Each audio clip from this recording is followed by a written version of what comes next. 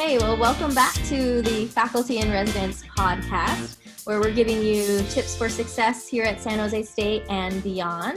My name is Dr. Jennifer Johnston, and I'm a faculty in residence and a faculty in the Department of Biology.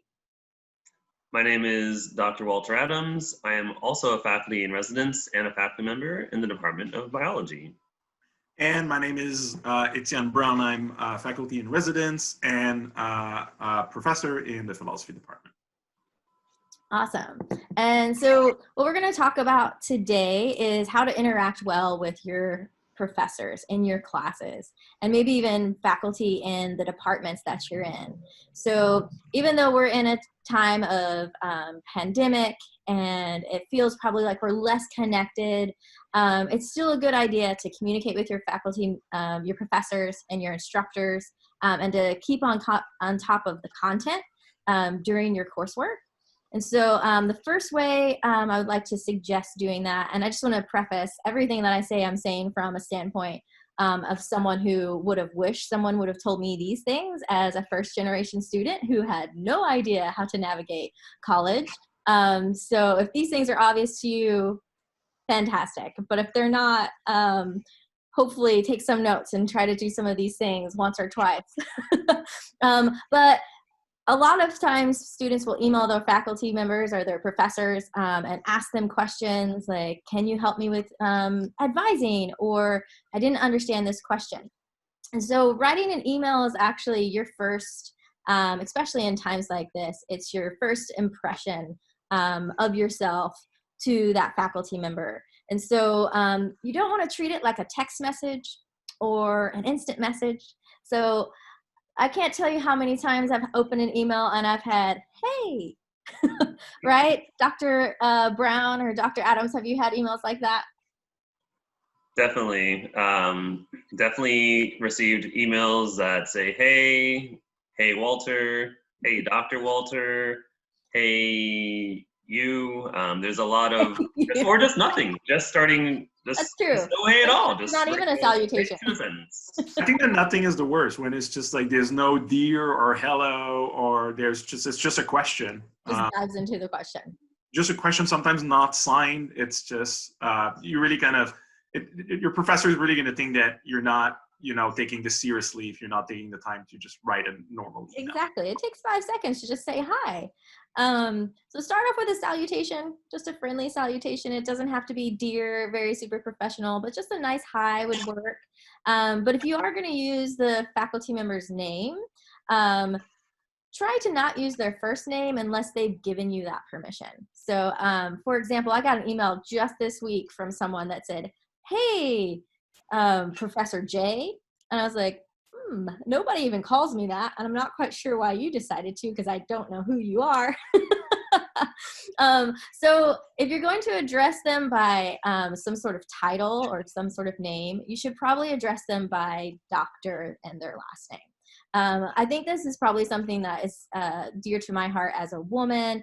And I know a lot of faculty members who are coming from historically underrepresented populations, and they've worked really hard to get their degrees. And so it's just a nice way to just be professional and to address them in an appropriate manner and give them the credit for the work that they did. So start off with hi. If you're going to give them a name, hi, Dr. Johnston. And eventually later, when you probably get closer to that faculty member, they'll probably drop down all that formality. But if it's your first time talking to them, address them appropriately. Tip number 1. Another thing that you can do is you can just really quickly just put in the subject line, this is a question about class Bio 170, or advising question, or request for appointment. It just makes it really simple. And then that way, when I'm going through the several emails that come my way, I know exactly what it is you need, and I can know that I can either address it quickly or I need to take more time to actually look at that later. So make sure you start off with salutation, put a nice thing in that subject line, and then go ahead and feel free to ask that question. And I don't have a preference for short emails or long emails. Maybe Dr. Adams or Dr. Brown has preference. Do you guys have preferences the length of an email? I think in general, having it be concise is important. If there are a lot of components to it, it's going to be longer, and getting to the point is certainly appreciated. But at the end of the day, we are here to communicate with you and to help you succeed academically. So as long as you're concise, that's all I really ask. Right. Yeah, concise seems good, and often my own responses are fairly concise, and I always tell my students you should not interpret them as rude. Sometimes I'm going to say like, dear, and then name of the student. Sounds good, we'll do that. Be well, Dr. Brown. And it's just because we have a lot of emails to handle, and then we have to kind of try to give, consider the request from all students. Right. Dr. Johnston, would you say that this advice on salutations and formality should only apply to email, or what about Canvas messages? Oh, that's really great. So Canvas messages for us, they come through my email. So I actually see them as an email. I actually don't see them as a Canvas instant message or direct message. So those are, to me, that's the same. A Canvas message and a email should be addressed the exact same, so follow the same type of format with a salutation. Would you guys agree? Definitely. That's a great question, Dr. Adams. Yes, I definitely think, you want to represent yourself on a professional level. And so all those communications should be taken seriously. And you want to just have that consistent professional sort of approach to those communications. Right. And it's not because, the professor's going to, have an opinion of you that's going to be really poorly the whole time through, but this could be something that you're asking them to write a recommendation letter for you at some point. So you just remember that first impression is always the most important, and you just want to make sure that you start off on the right foot. And this is a really easy way to do that. The other thing I wanted to discuss about communication with your professors, make sure that you consider your tone.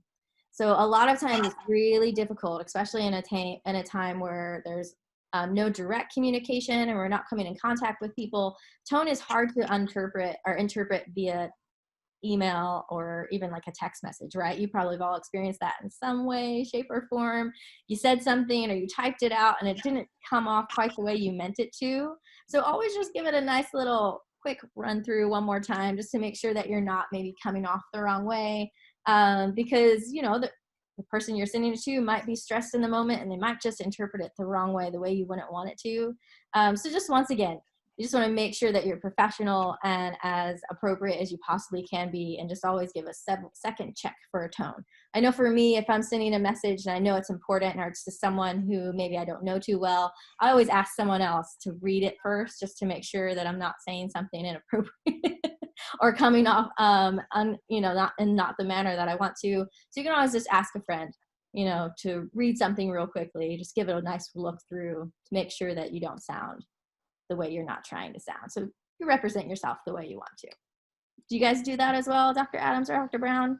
Ever had anybody reread your messages? Yeah, certainly. Very often. And actually, when I have to write a super important email, I have the habit of writing it in a Word document before writing it in Gmail, so that I don't accidentally hit the send button. I mean, now you can undo it if you're quick enough.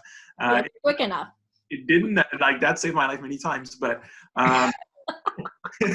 it didn't always it didn't used to be the case. So yeah, I write important emails often in Word document first, and sometimes I'm going to ask my partner to take a look at it. Is it fine? Mm-hmm. Yeah. So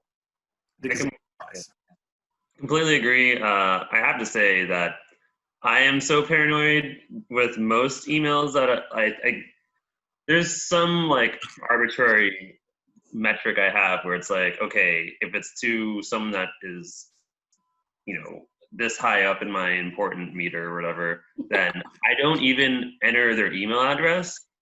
I will compose it in a blank email. So it's impossible. It's not going to anyone. It's just a draft.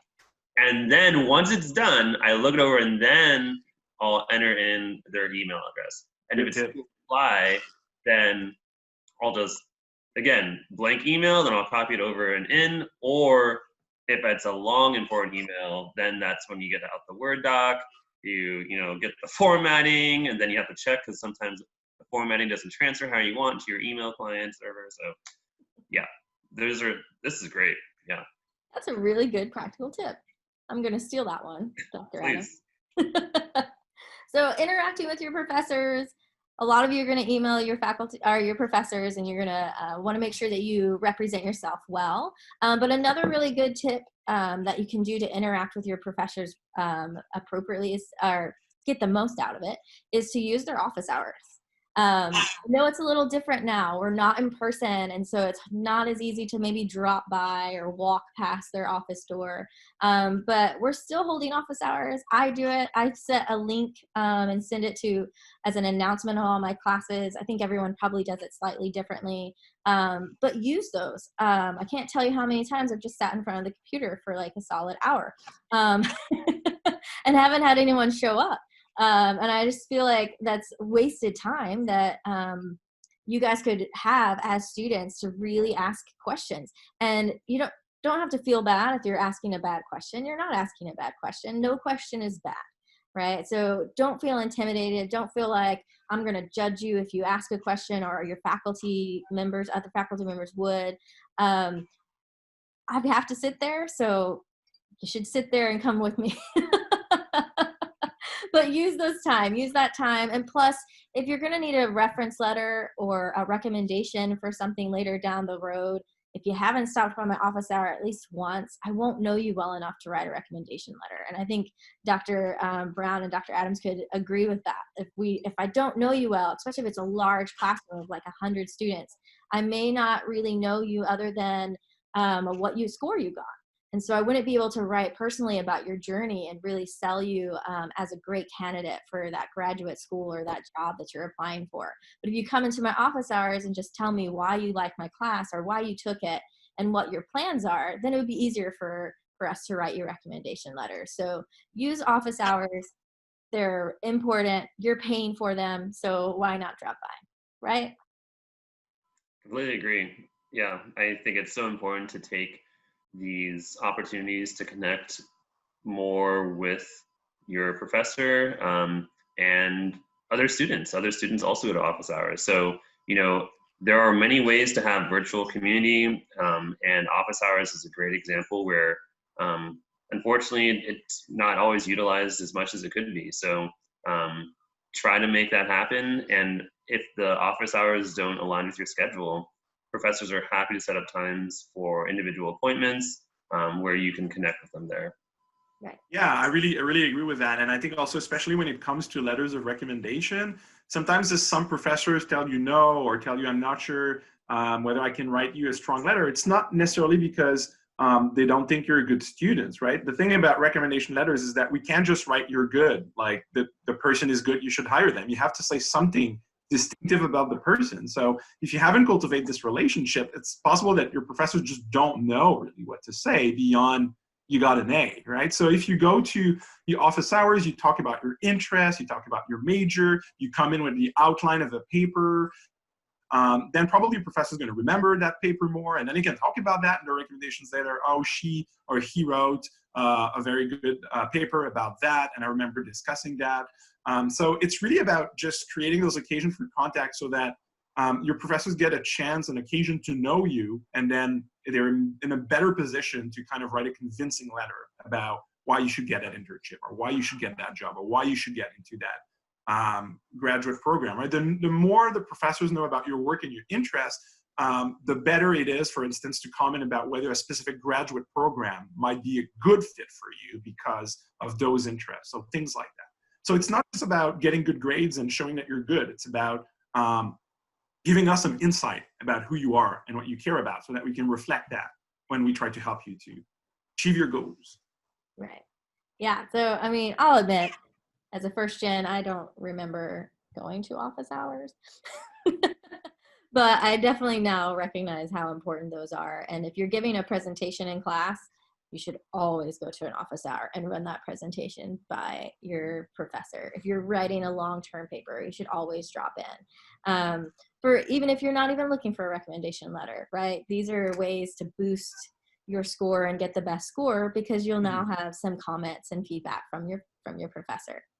And then just real quickly, lastly, so just to recap, make sure your emails are, a good representation of you. Utilize office hours to interact with your professor. And then let's just talk about online classes, okay? Interacting during class.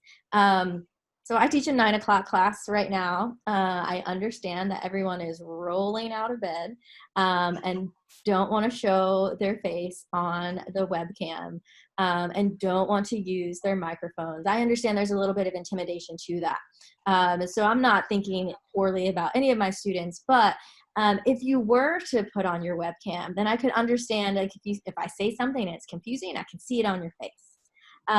But if there is just a blank screen, I have no idea, right? And so use the chat mechanism to talk to your professor, tell them to slow down or repeat something, or use your webcam to show them that you're active and you're engaged, especially if you're going to want to have some sort of recommendation letter from that faculty member, or you're going to want to have some help later.